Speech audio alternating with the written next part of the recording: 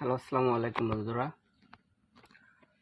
আপনাদের বলেছিলাম আমার নেটের লাইন আগে যেটা ছিল ক্যাট 6, ওটা চেঞ্জ করে অপটিক্যাল ফাইবার দিয়ে আমি এই অনুটা কিনেছিলাম ফেসবুক মার্কেট প্লেস থেকে। যেটা চালানোর জন্য আমি এই ছোট্ট একটা ইনভার্টার কিনি।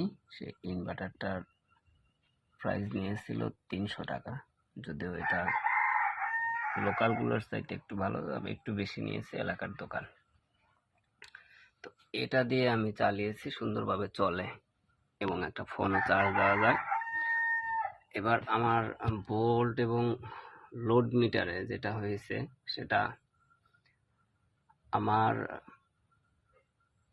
দুটা লাইট জ্বলে সারা রাত।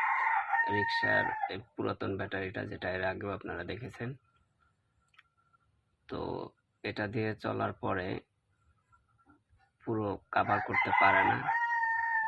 আমার মিটার লোতে একদম 10.7-এ নেমে এসে একটা সিগন্যাল ছিল, ওটা ব্লিঙ্ক করতেছিল, লাভ পারতেছিল।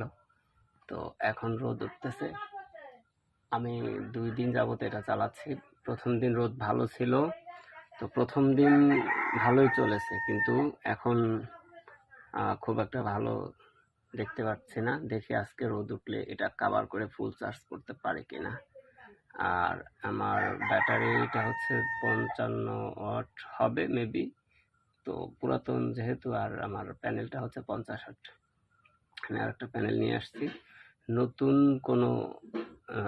আরেকটা ব্যাটারি নেওয়ার পরে ওই প্যানেলটা আমি উপরে উঠাবো, তারপর আপনাদেরকে দেখাবো।